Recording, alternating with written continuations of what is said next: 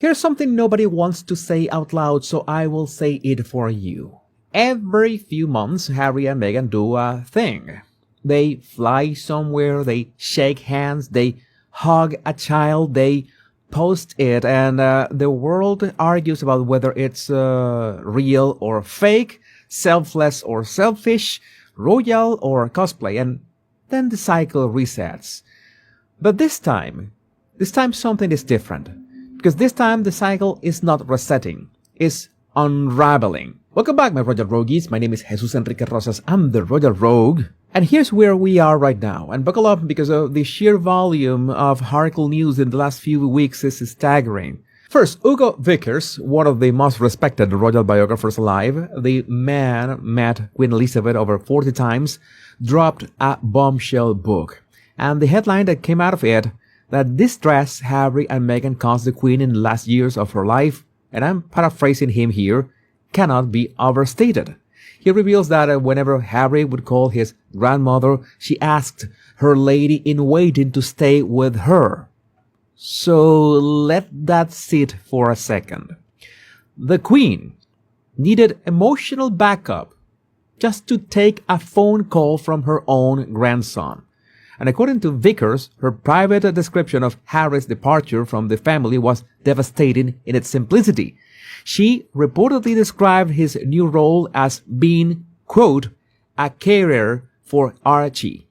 Not a prince, not a humanitarian, a carrier. Now, remember, the Queen also suggested that Harry should wait a year before marrying Meghan.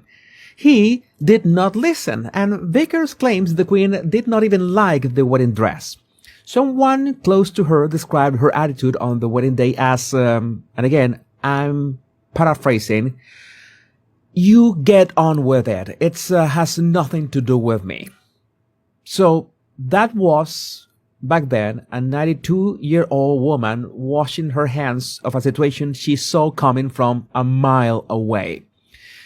And then comes Jordan.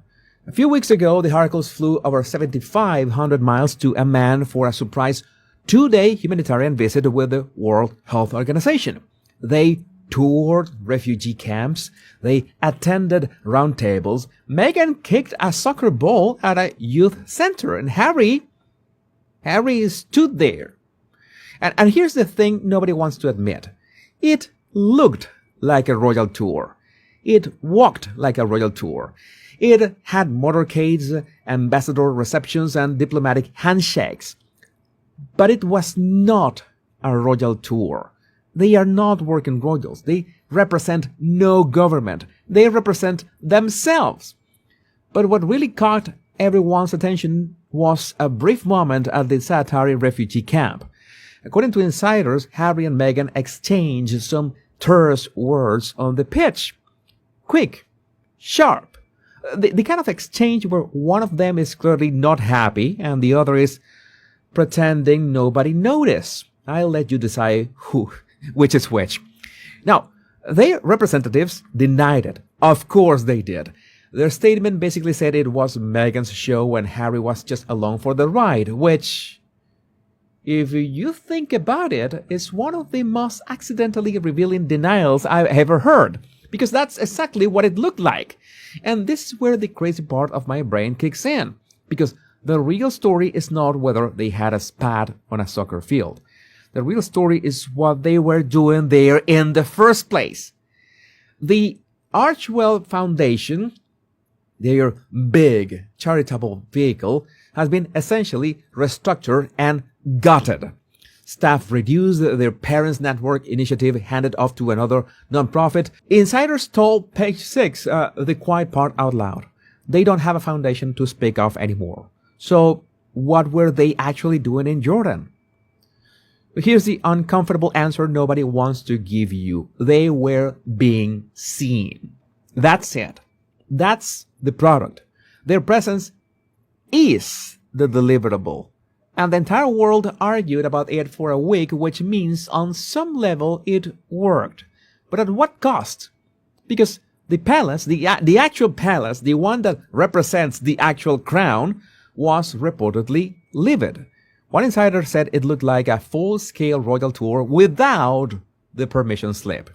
And coming just days after Prince Andrew's arrest, the timing could not have been worse. Or, depending on how cynical you are, it could not have been more deliberate. But here's where I need you to pay attention.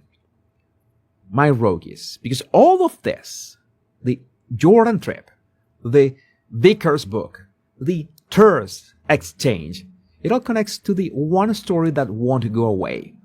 The divorce question. Now, I know they have been divorcing in the media for years. Harry himself joked about it at the Deal Book Summit, saying that they have apparently divorced 12 times already. And fair enough, tabloid divorce predictions are a cottage industry. I get it. But what's different this time is that the rift is not gossip. It's geography. Multiple sources, not one outlet, not one anonymous tipster, but a consistent pattern across different publications and insiders throughout all of 2026 are describing the same fault line. Harry wants to go back to England. Meghan doesn't. And before you roll your eyes and say, we've heard this before, I know, but the context has changed. King Charles has cancer. The man is 77 years old. Harry visited him at Clarence's house last September. They had tea, and insiders say that visit sharpened something inside Harry that hasn't gone away. A sense of urgency, of time running out, of conversations that he may never get to have. He brings up moving back to the UK repeatedly. He wants Archie educated in England. He wants his children to know their grandfather before it's too late. And Meghan associates the United Kingdom with every terrible thing that has ever happened to her. The press, the scrutiny, the racism, the institution that she believes failed to protect her.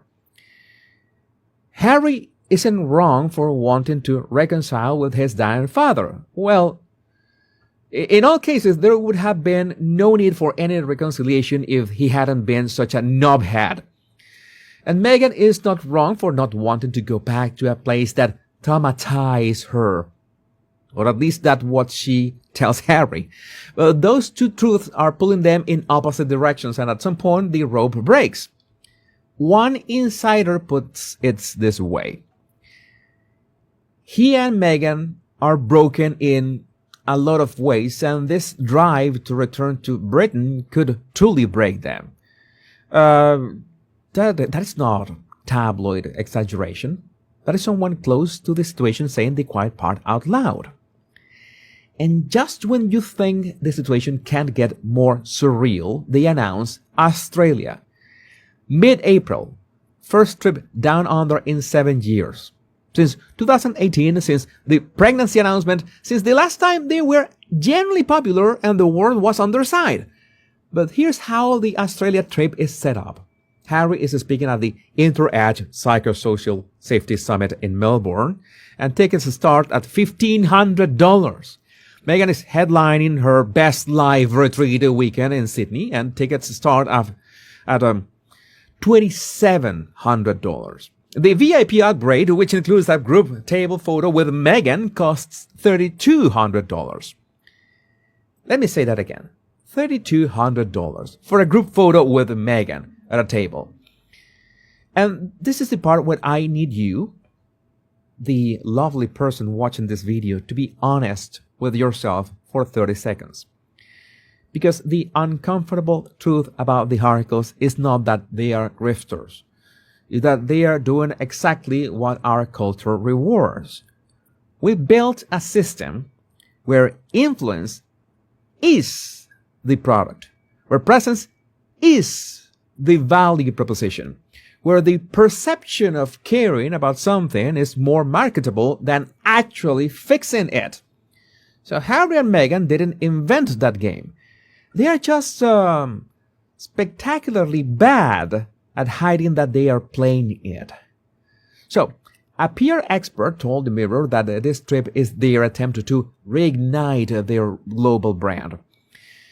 Another expert was less diplomatic. He said that they're heading into the hornet's nest covered in sticky honey. And a third pointed out that attaching Meghan's name to high-ticket exclusive events while facing criticism about authenticity is, and I love this phrase, totally tone-deaf. And meanwhile, there's a change.org petition with over 35,000 signatures from Australians saying, why should we pay for their security when they quit their royal jobs? And that is the trap they built for themselves. They left the institution that gave them security, status, and structure. They moved to California to be free. And now they're charging thousands of dollars for the privilege of being in the same room as the freedom they purchased with the only currency that made them interesting in the first place, being royal. And this brings me back to Hugo Vickers and the Queen. Because the most devastating detail in that entire book is not the care for Archie line or the wedding dress or the waiting suggestion. It's the image of a 92-year-old woman in the final chapter of the most extraordinary public life of the 20th century needing someone to hold her hand just to take a phone call from her grandson.